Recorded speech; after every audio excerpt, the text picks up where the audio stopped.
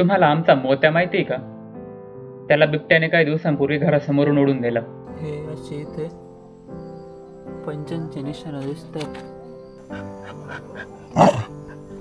आता खंड्या तरी थोडा वाचला पाहिजे म्हणून त्याच्यासाठी पट्टा बनवला.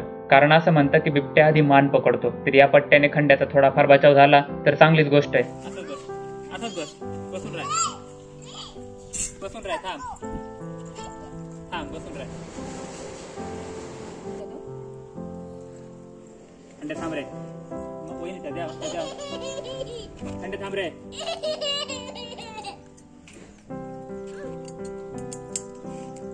खंड्या तू थांबला ना खंड्या.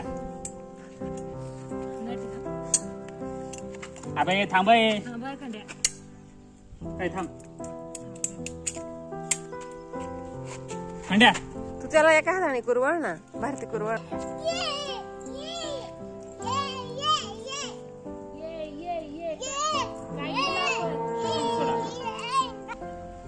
ग मोत्याला असतं तर मोत्या वाचला असतं ग.